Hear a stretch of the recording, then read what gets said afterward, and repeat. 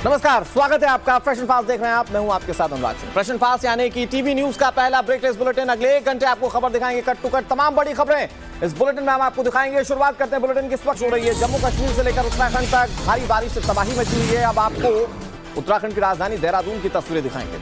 देहरादून में कुछ ही घंटों की बारिश और कई रिकॉर्ड टूट गए। सहस्त्रधारा में बेहिसाब बारिश से सड़कों पर जलभराव हो गया। पानी के तेज बहाव में कई गाड़ियां फंस गई। ये देखिए तस्वीरें। अब आंकड़े बता रहे हैं कि सोमवार रात को कुछ ही घंटों में देहरादून में 200 मिलीमीटर बारिश हुई है या इससे ज्यादा। सड़कों पर सैलाब कैसे उतर आया, इसके बाद अब आप तस्वीरें देख रहे हैं। कई गाड़ियां यहां पर सैलाब के बीच फंस गई। देहरादून में बारिश का दौर लगातार जारी है। साथ ही उत्तराखंड के कई हिस्सों में आज भी बारिश को लेकर अलर्ट जारी किया गया है। तो अगर बारिश होगी तो स्थिति और खराब हो सकती है, क्योंकि अब तक की बारिश की तस्वीरें क्या कहानी बयां कर रही है वो इस वक्त आप तस्वीरों के माध्यम से टीवी स्क्रीन पर देख रहे हैं।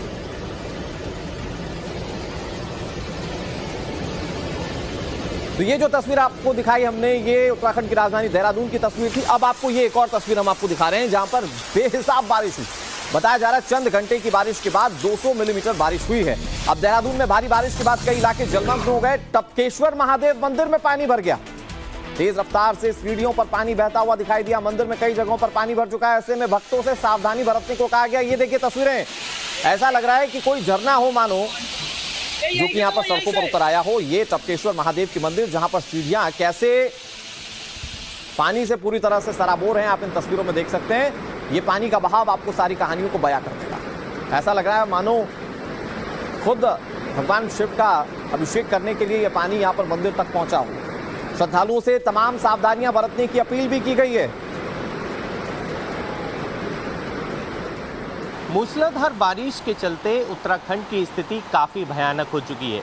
मेरे पीछे हम जिस जगह खड़े हैं, ये महाभारत कालीन मंदिर है, जहां तमसा नदी ने अपना देख सकते हैं आपका, इसके बहाव से आप अंदाज़ा लगा सकते हैं कि किस कदर इसने यहाँ पे कोहराम मचाया। कल देर रात की घटना है जब मूसलाधार बारिश हुई देहरादून में, और उसके बाद जो ये तमसा नदी है, और ये सामने मैं आपको दिखाना चाहूँगा जो ये तस्वीर है, ये हनुमान जी की जो तस्वीर है, ये मूर्ति है, यहाँ तक पानी का बहाव ऊपर आ गया था। ये नदी का जो बहाव था, जल स्तर था, वो ऊपर बढ़ के हनुमान जी की गदा तक पहुँच गया था। और वहाँ बड़ी बात यह कि देहरादून में नदी के तेज बहाव के बीच कई लोग फंस गए। अब आपको बताएं कि अचानक नदी का जलस्तर बढ़ गया था, जिसके चलते लोग फंस गए हैं। आपको बता दें, पुलिस और फायर ब्रिगेड की टीम ने लोगों की जान बचा ली। पूरा मामला देहरादून के सेलाकुई का है, जहां 10 से ज्यादा लोग पानी की तेज धार में फंस गए थे। ऐसे में सूचना मिलने पर सभी को रस्सी के सहारे बाहर निकाला गया। तस्वीरें इस वक्त आप टीवी स्क्रीन पर देख रहे हैं। ये पानी के बीचों बीच फंसे हुए लोगों की तस्वीरें, जहां पर फायर ब्रिगेड की टीम और पुलिस की टीम ने कैसे लोगों को रेस्क्यू किया, आप इन तस्वीरों में देख सकते हैं। रस्सी के सहारे सभी को पानी के तेज बहाव के बीच निकाल लिया गया। ये देहरादून की तस्वीरें सामने आ रही है। देहरादून के प्रेम नगर में नदी के बीच लोग फंस गए। पुलिस की टीम ने रस्सी के सहारे यहां लोगों की जान बचाई। तेज बारिश के बाद नदी उफान पर थी और इसके चलते लोगों की जान सांसत में अटक गई। वीडियो आपको दिखाएंगे जिसमें आप साफ तौर पर देख पाएंगे कि कैसे ब्रिज के ऊपर पुलिसकर्मी खड़े हैं और नीचे वो रस्सी फेंकते हैं, फिर उसी को पकड़कर 2 लोगों को ऊपर खींच लिया जाता है। बहुत खतरा था यहां पर, लेकिन उस खतरे के बीच लोगों को कैसे बचाया गया, आप इन तस्वीरों में देख सकते हैं।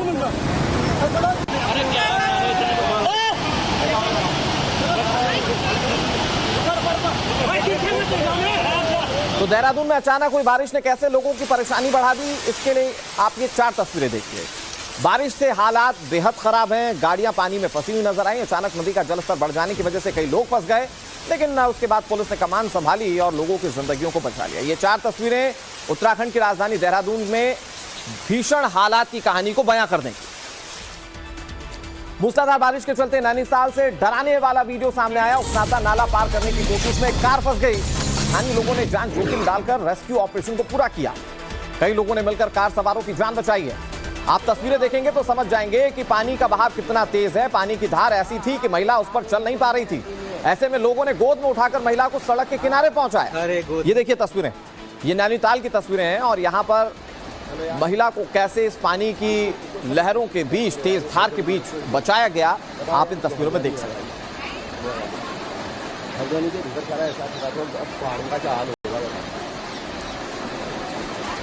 तो आपने एक पहाड़ी राज्य उत्तराखंड की तस्वीरें देखी, कैसे अलग अलग क्षेत्रों में हालात बेहद खराब है वो देखा आपने। अब आपको हिमाचल की तस्वीरें दिखाएंगे जहां पर लगातार लैंडस्लाइड की तस्वीरें जो है वो सामने आ रही हैं। कई जगहों पर लैंडस्लाइड हुई। मंडी मनाली हाईवे पर पहाड़ का हिस्सा गिर गया, चट्टान की चपेट में कई गाड़ियां आ गई। पत्थर का ऐसा प्रहार था कि जीप के परखच्चे उड़ गए। देखिए तस्वीरें, लैंडस्लाइड के बाद रोड बंद हो चुकी है। ऐसे में हाईवे पर गाड़ियों की लंबी कतारें नजर आती हैं। फिलहाल जेसीबी के जरिए मलबे को हटाने का काम जारी है। और ये रेस्क्यू को लेकर भी तस्वीर आप देखिए कि कैसे यहां पर रेस्क्यू शुरू किया गया। हालांकि जीप जो थी वो तो स्वाहा हो गई, अब उस जीप का कहीं कोई काम नहीं हो सकता। लेकिन फिलहाल आप देखिए कि कैसे रेस्क्यू भी किया जा रहा है उस रास्ते को खोलने के लिए। इधर हिमाचल के मनाली में देर रात भूस्खलन की घटना सामने आई। 6 मील के पास चट्टान गिरने से गाड़ियों को नुकसान पहुंचा, जहां भूस्खलन के बाद गाड़ियों की आवाजाही ठप हो गई। ये रात के वक्त की तस्वीरें हम आपको दिखा रहे हैं। बड़े बड़े पत्थर गिरते हुए देखने को मिले, जहां पर ट्रक बुरी तरह से क्षतिग्रस्त हो गया। आप इस तस्वीर में देखिए कि पत्थर गिरने के बाद ट्रक कैसे बुरे हाल में पहुंच गया। आप ये दो तस्वीरें, गाड़ियों पर कैसे इन पत्थरों का सितम है, आप इन तस्वीरों में देख सकते हैं। गाड़ियों को नुकसान हुआ, वो पहली तस्वीर जहां हिमाचल में स्थिति बेहद खराब है। कालका शिमला हाईवे अभी भी बंद है और कई हिस्सों में बारिश को लेकर चेतावनी आज भी जारी की गई, यानी कि अभी तस्वीरें और भी सामने आ सकती हैं। हिमाचल के शिमला में भारी बारिश लगातार लोगों को मुसीबत में डाल दी। इन सबके बीच में टूरिज्म पर भी बुरा असर पड़ रहा है। पहाड़ों पर होटल मालिकों को काफी ज्यादा नुकसान हुआ है। होटल चलाने वालों को नुकसान जब झेलना पड़ रहा तो वो ये कह रहे हैं कि लोग कोविड से भी ज्यादा बुरा दौर देख रहे हैं इस वक्त। बीते 1 महीने से हिमाचल में आने वाले सैलानियों की संख्या लगातार कम होती जा रही है।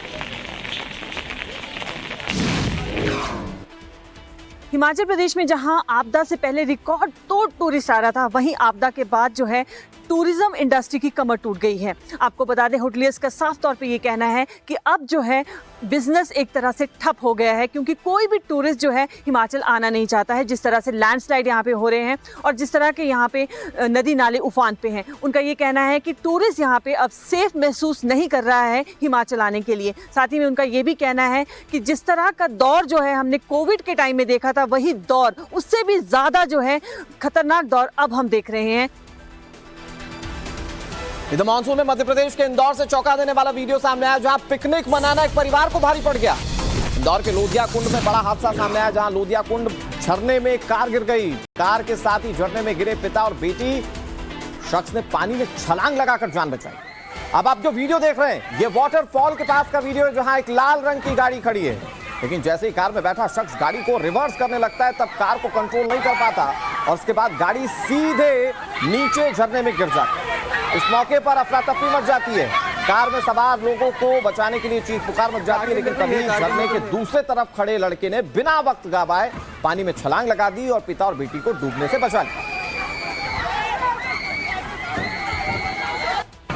और अब आपको तस्वीरें समझाने की कोशिश करते हुआ क्या था। देखिए कार, ये जो लाल कलर की गाड़ी है, ये कैसे गिर जाती है यहाँ पर। इसमें पिता और बेटी सवार होते हैं, लेकिन ये रिवर्स करते करते अचानक नीचे गिर जाती है। देखिए ये वो तस्वीर है। देखिए कार नीचे गिर गई है और पानी का बहाव भी अच्छा खासा है। अब यहाँ पर कार जब डूबने लग जाती है तो ये जो शख्स रहता है, ये दिलेरी दिखाते हुए कार में सवार लोगों तक पहुंचता है और उनकी जान बचा लेता है। ये एक बड़ी तस्वीर है जिसमें आप देख सकते हैं कैसे देवदूत बनकर शख्स पहुंचता है, वहां पर लोगों की जिंदगियां बचा लेता है। अब आपके सामने 2 तस्वीरें, कैसे गाड़ी पानी में गिर गई और फिर कैसे शख्स ने छलांग लगाकर लोगों की जान बचा ली। आप इन दोनों तस्वीरों में देख पाएंगे।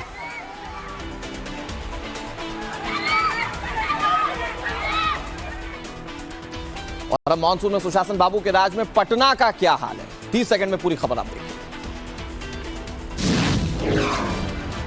बिहार के सुशासन बाबू यानी नीतीश कुमार करीब 2 दशक से सत्ता में हैं, लेकिन अफसोस वो राजधानी पटना के हालात भी नहीं सुधार सके। हल्की सी बारिश में पटना पानी पानी हो गया। बारिश के कारण पटना में कई जगह भारी जल जमाव हो गया। पटना के मेयर सीता साहू का इलाका ही बारिश के पानी में डूब गया। पटना सिटी के महाराजगंज इलाके में चारों तरफ पानी भर गया। सोमवार को हुई बारिश के बाद पटना का बुरा हाल है।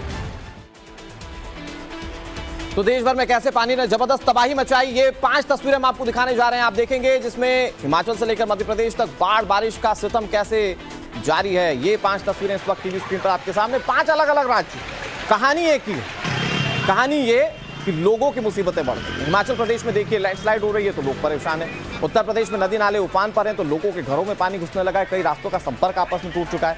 उत्तराखंड में भी यही हाल है और मध्य प्रदेश में अभी आने वाले वक्त में मुसीबतें और बढ़ेंगी क्योंकि यहां पर बारिश को लेकर अलर्ट भी जारी कर दिया गया है। और अगले 1 मिनट में आपको दिखाते हैं जल प्रलय की 4 बड़ी तस्वीरें।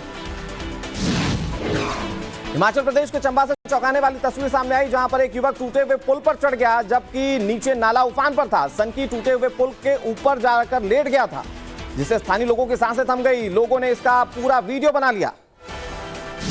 अयोध्या में सरयू नदी उफान पर है। लगातार बारिश के चलते सरयू नदी का जलस्तर बढ़ने लगा है। सेंट्रल वाटर कमीशन अयोध्या में सरयू के हालात पर लगातार नजर बनाए हुए।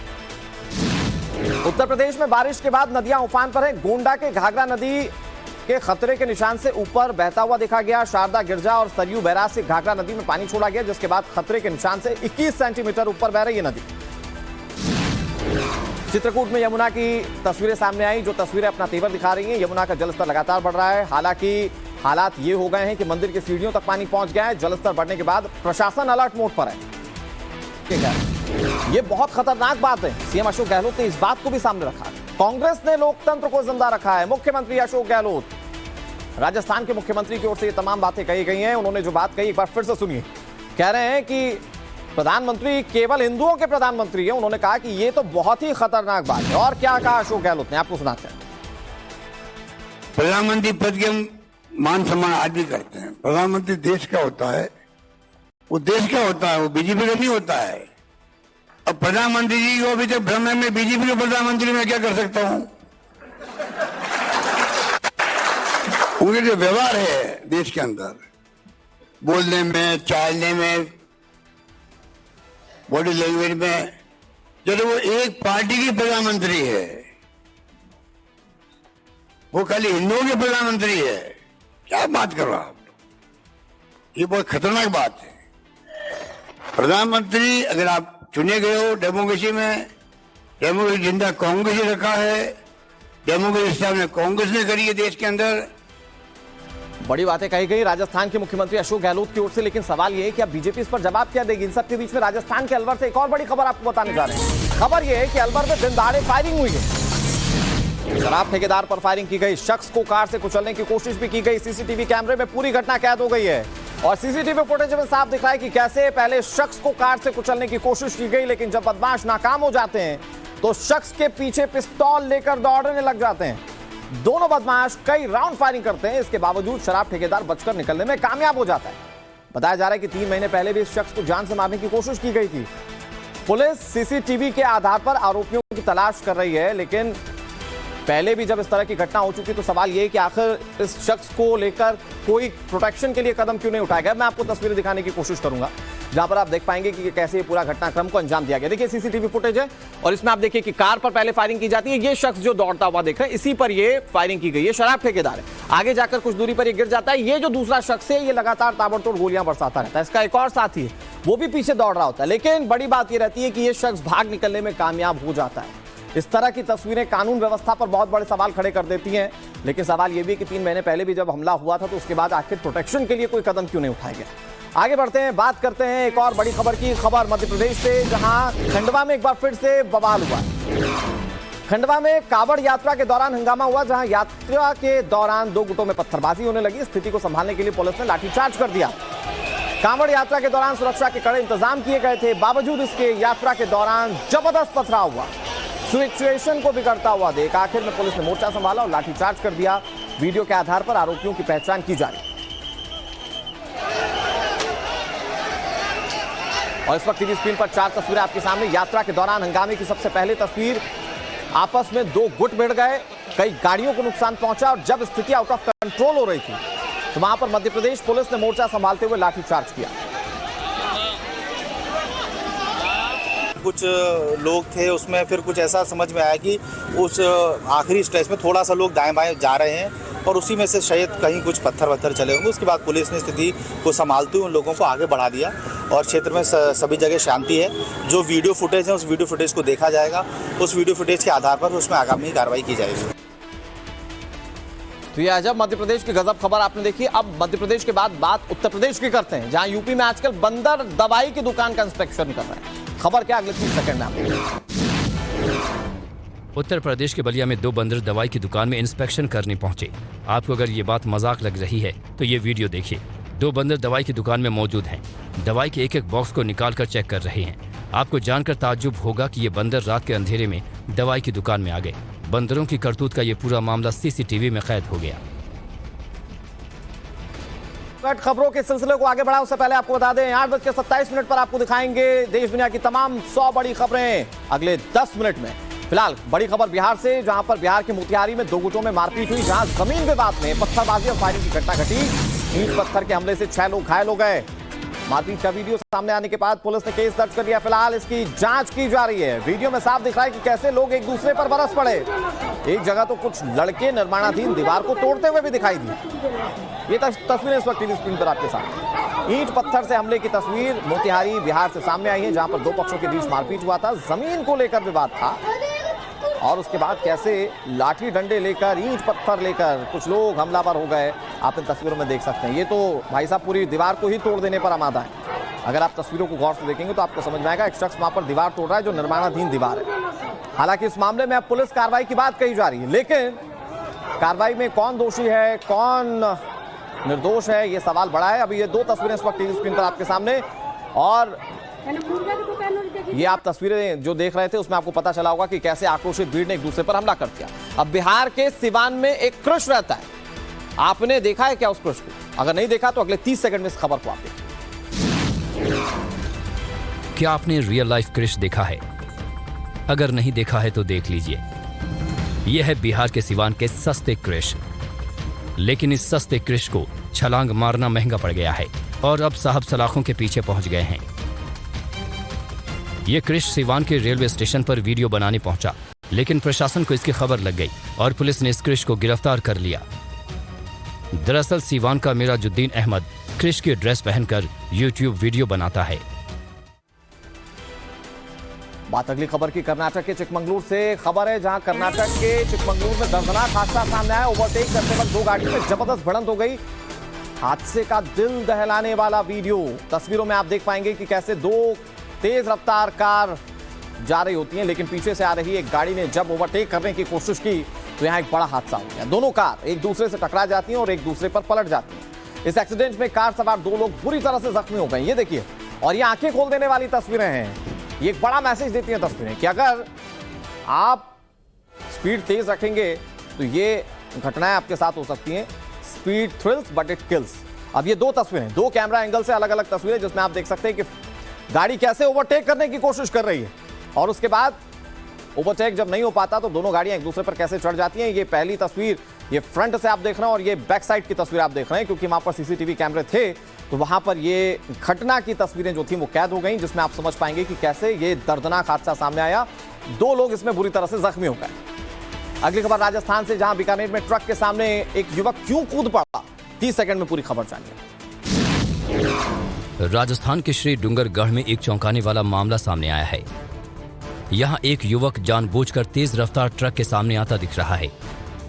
इस घटना का सीसीटीवी वीडियो भी सामने आ गया है। वीडियो में दिख रहा है कि एक युवक सड़क किनारे खड़ा है, लेकिन वो अचानक सड़क की दूसरी तरफ जा खड़ा हो जाता है और ट्रक के आने का इंतजार करता है। कुछ समय के बाद ही वहां से एक तेज रफ्तार ट्रक गुजरता है और युवक उसके सामने छलांग लगा देता है। ट्रक से टकराने के बाद युवक के मौके पर ही मौत हो जाती है। और अगली खबर माफिया अतीक अहमद की पत्नी शाइस्ता परवीन से जुड़ी हुई। आपको बता दें शाइस्ता परवीन को लेकर बड़ी कार्रवाई की गई है। डूमनगंज थाना पुलिस ने माफिया अतीक की पत्नी शाइस्ता परवीन को भगोड़ा घोषित कर दिया है। 24 फरवरी को हुए उमेश पाल शूटआउट केस के बाद से शाइस्ता परवीन फरार है। शाइस्ता पर 50,000 का पुलिस कमिश्नर ने इनाम घोषित किया हुआ है। नोटिस चस्पा करने के साथ ही डुगडुगी बजाकर मुनादी करवा दी। भगोड़ा घोषित करने के बाद शाइस्ता परवीन के सरेंडर ना करने पर कुर्की की कार्रवाई की जा सकती है। बताया जा रहा है कि आज अतीक गैंग के बमबाज गुड्डू मुस्लिम के खिलाफ भी नोटिस वाली कार्रवाई की जाएगी। गुड्डू मुस्लिम के शिवकुटी इलाके वाले घर पर धूमनगंज पुलिस ने नोटिस चस्पा करने का प्लान बनाया है। उमेश पाल शूटआउट केस में गुड्डू मुस्लिम पर 5 लाख रुपए का इनाम घोषित किया गया है। यूपी की लेडी डॉन और फरार चल रही 50,000 की इनामिया शाइस्ता परवीन के खिलाफ आज प्रयागराज की धूमनगंज पुलिस ने 82 की जो कार्रवाई है उसको अंजाम दिया है। सीधे तौर पे तस्वीरें आप देख सकते हैं। इस वक्त मैं मौजूद हूं चकिया इलाके में, जहां पर अतीक अहमद के घर से कुछ ही दूरी पर ये जफर अहमद का घर हुआ करता था। यहीं पर ही पीडीए ने 1 मार्च को ध्वस्तीकरण की कार्रवाई की थी। बताया यह जा रहा था कि इसी घर में फरार चल रही शाइस्ता परवीन और उसके बेटे और तमाम जो शूटर्स है वो इसी घर पे रहते थे। सबसे अहम बात यह है कि 7 जनवरी 2021 को ये जो मकान है ये रजिस्ट्री जफर अहमद के नाम पे कर दी गई थी। यानी कि जफर अहमद वो वही शख्स है जो खान सौलत हनीफ का साला बताया जाता है। उसी के खिलाफ जो है आज जो धूमनगंज पुलिस है वो यहाँ पे कार्रवाई कर रही है। पीछे आप देख सकते हैं तस्वीरों में, यहाँ पर पुलिस जो है ढोल नगाड़े के साथ पहुंची है। डुगडुगी पीट के 82 की जो कार्रवाई को है उसको अंजाम दिया जा रहा है।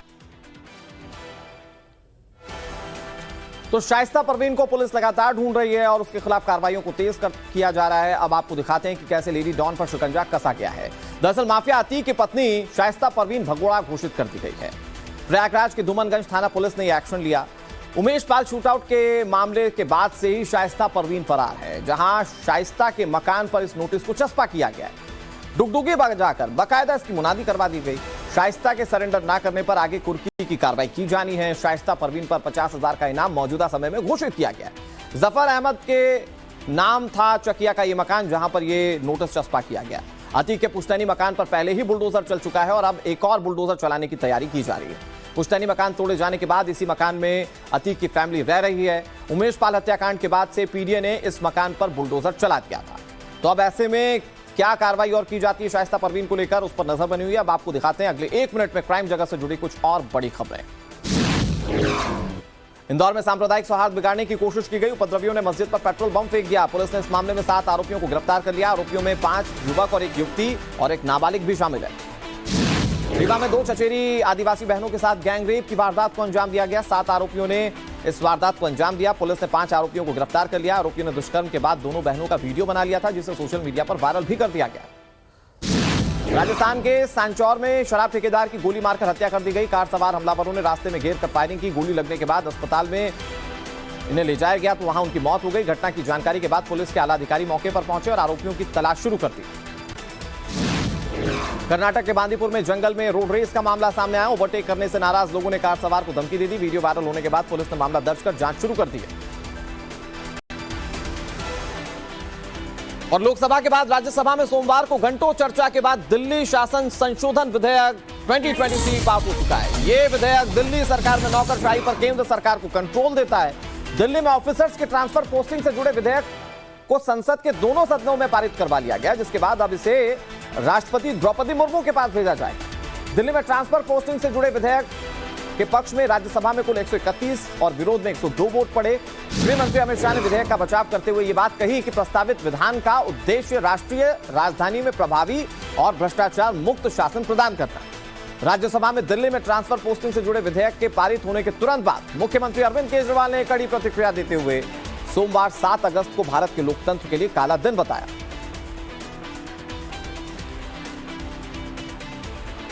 और इस बिल के पास होने से क्या बदलाव होंगे, अब आपको बताते हैं। ग्राफिक्स के जरिए जरा इस बिल को समझिए। दिल्ली सरकार की शक्तियां इससे कम होंगी। अफसरों की तैनाती पर उपराज्यपाल का पूरी तरह से कंट्रोल होगा। राष्ट्रीय राजधानी सिविल सेवा प्राधिकरण का गठन इस पर होगा। प्राधिकरण पर ऑफिसर्स की ट्रांसफर पोस्टिंग का जिम्मा होगा। प्राधिकरण के अध्यक्ष दिल्ली के मुख्यमंत्री होंगे, जहां प्राधिकरण में कुल 3 सदस्य होंगे। मुख्य सचिव और गृह सचिव भी इसमें शामिल होंगे।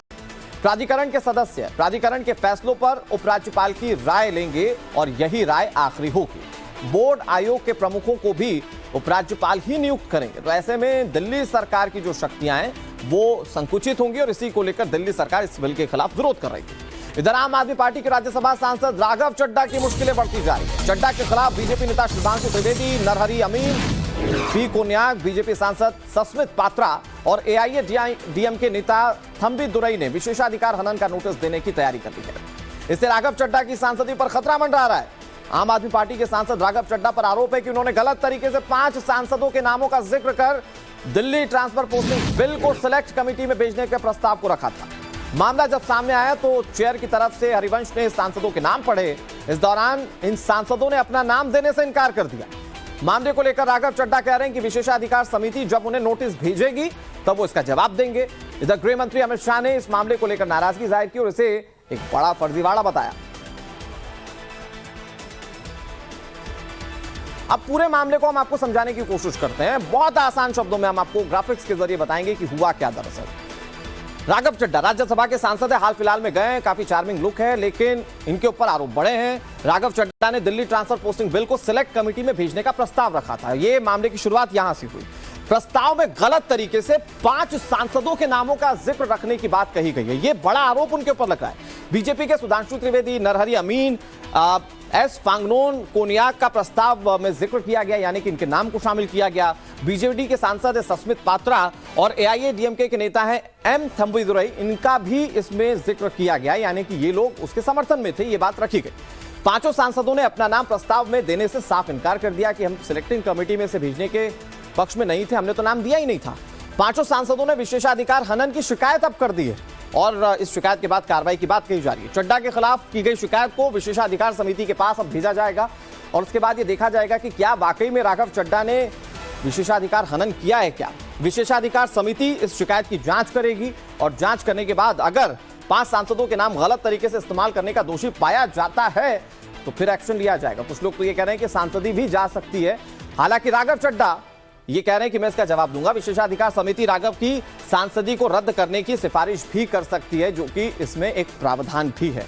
तो ऐसे में इस मामले में क्या होगा, ये सवाल बड़ा है। हालांकि आरोप राघव चड्ढा पर बेहद गंभीर लगाए गए।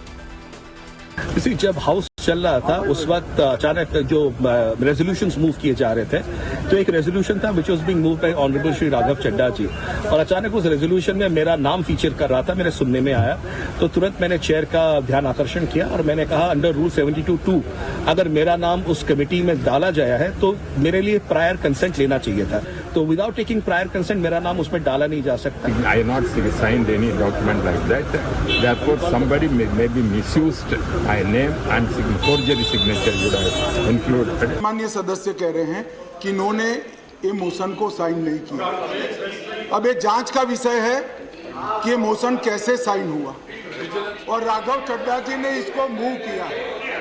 मान्यवर, इनका सिग्नेचर किसने किया है, ये जांच का विषय है। मान्यवर, ऐसे नहीं चलता। मान्यवर, अब ये मामला सिर्फ दिल्ली सरकार में फर्जी पड़ने का नहीं है, ये सदन के अंदर फर्जी पड़ने का मामला है। नहीं, राघव चड्ढा ने सिलेक्ट कमेटी में मेरा नाम रखा, मेरी कोई उससे बात नहीं हुई है, मैंने कोई साइन नहीं की है। मैं जैसा कि मैंने कहा, आप जब प्रिविलेजेस कमेटी नोटिस देगी उसका जवाब देंगे। आप काहे चिंता कर रहे हैं, मैं चिंता नहीं कर रहा, चिंता आपको हो रही है। तो राघव चड्ढा तो बहुत कैजुअल अंदाज में कहते हुए चले गए कि आप क्यों चिंता कर रहे हैं, मैं जवाब दूंगा। लेकिन जवाब क्या देते हैं, क्योंकि आरोप जो लग रहे हैं वो बहुत गंभीर है। स्टैंडिंग कमेटी के पास मामले को ले जाए, माफ कीजिएगा, सिलेक्टिंग कमेटी के पास इस मामले को ले जाने के लिए राघव चड्ढा ने जो ड्राफ्ट तैयार किया था उस पर ये आरोप लग रहे हैं कि इसमें फर्जीवाड़ा किया गया। 5 सांसद सीधे इस बात से मुकर गए कि उन्होंने किसी भी तरीके से हामी उसको लेकर भरी थी। फास्ट में आगे बढ़ते बड़ी खबर के साथ। प्रधानमंत्री मोदी पर मुख्यमंत्री अशोक गहलोत ने विवादित बयान दिया। उन्होंने कहा कि मोदी केवल हिंदुओं के प्रधानमंत्री हैं। ये बहुत खतरनाक बात है, सीएम अशोक गहलोत ये कह रहे हैं। कांग्रेस ने लोकतंत्र को जिंदा रखा, मुख्यमंत्री की ओर से ये बात भी कही गई। ये बड़ी बातें हैं और उस पर बीजेपी की ओर से क्या प्रतिक्रिया सामने आती है देखने वाली बात है। लेकिन मुख्यमंत्री अशोक गहलोत क्या कह रहे हैं, जरा वो सुनिए। प्रधानमंत्री पद के मान सम्मान आदि करते हैं। प्रधानमंत्री देश का होता है, वो देश का होता है, वो बीजेपी का नहीं होता है। अब प्रधानमंत्री जी को अभी तक भ्रम है मैं बीजेपी के प्रधानमंत्री में क्या कर सकता हूं। उनके जो व्यवहार है देश के अंदर, बोलने में, चालने में, बॉडी लैंग्वेज में, जब वो एक पार्टी की प्रधानमंत्री है, वो खाली हिंदुओं के प्रधानमंत्री है, क्या बात कर रहा आप लोग, ये बहुत खतरनाक बात है। प्रधानमंत्री अगर आप चुने गए हो डेमोक्रेसी में, डेमोक्रेसी जिंदा कांग्रेस ने रखा है, डेमोक्रेसी स्थापना कांग्रेस ने करी है देश के अंदर। तो अशोक गहलोत ने बड़ी बातें कही। हमारे साथ राजस्थान बीजेपी के अध्यक्ष सीपी जोशी जी जुड़ गए हैं। सीपी सर, बहुत बहुत स्वागत है आपका टाइम्स नाम नवभारत पर।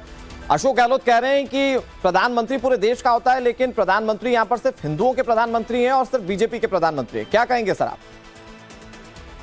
मुझे लगता है तुष्टीकरण की सोच सिर्फ कांग्रेस के लोगों की रही है। माननीय प्रधानमंत्री जी ने सबका साथ, सबका विकास, सबका प्रयास, सबका विश्वास, इस ध्येय के साथ देश में काम किया है और कोई भी योजना बनाई है तो देश में 1 करोड़ 140 करोड़ लोगों के लिए बनाई है। किसी को आवास भी देना है, शौचालय भी देना है और गैस भी देना है, तो वो सबके लिए है, किसी धर्म विशेष के लिए नहीं। लेकिन ये ध्यान रखना चाहिए, कांग्रेस पार्टी में डॉक्टर मनमोहन सिंह जी जब देश के प्रधानमंत्री थे तब उन्होंने कहा था कि देश के संसाधनों पर पहला हक माइनॉरिटी का है। ये सोच कांग्रेस पार्टी की है। भारतीय जनता पार्टी ने देश को अपना परिवार मानकर, प्रधानमंत्री जी ने कहा कि देश का कोई भी अंग कमजोर, सब स्वस्थ रहे, सब मजबूत बने, इस ध्येय के साथ काम किया है। नहीं, लेकिन सीपी जोशी सर, क्योंकि अगर अशोक गहलोत ये बात कह रहे हैं कि हिंदुओं के प्रधानमंत्री, तो क्या वो दूसरे पक्ष में कोई एक डर बैठाने की कोशिश कर रहे हैं क्या?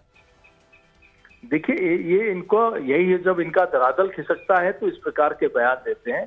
लेकिन मैं गहलोत जी को कहूंगा कि आप किसके मुख्यमंत्री हैं जी?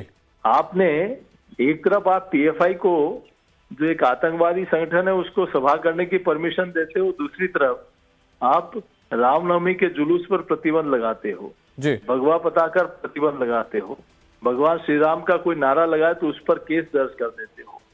तो ये आपको सोचना चाहिए। और जयपुर बम ब्लास्ट में आपने किसके कहने पर 71 लोगों की जान गई, उसमें एक भी आपने एडवोकेट खड़ा नहीं किया, आपका डबल एजी गायब। ठीक है सर, आपके इन सवालों पर अब राजस्थान कांग्रेस या अशोक गहलोत क्या कहते हैं देखने वाली बात है। बहुत शुक्रिया सर आपका हमारे साथ जुड़ने के लिए और बातचीत करने के लिए। भंवर पुष्पेंद्र हमारे साथ जुड़ गए हैं।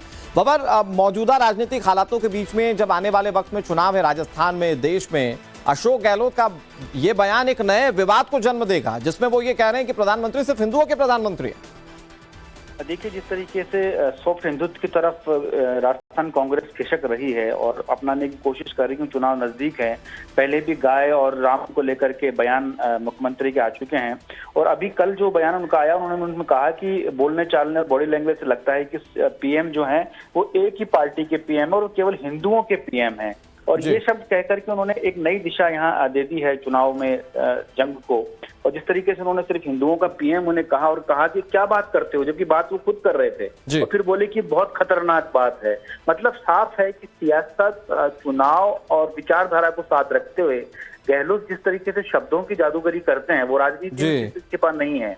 मुख्यमंत्री के इस तरह के जो वाक्य हैं, जो सेंटेंस कल उन्होंने कहा, वो चुनाव पर एक गहरा प्रभाव डालेगा, यहाँ की राजनीति पर, यहाँ के वोटों के समीकरण पर, वोट बैंक पर। बिल्कुल भंवर, और आने वाले वक्त में बीजेपी की ओर से, क्योंकि सीपी जोशी ने तो अपनी प्रतिक्रिया दे दी, अभी और कैसे फिर इस पर रिएक्शन सामने आते हैं उस पर नजर बना रखी, आपसे अपडेट लेते रहेंगे।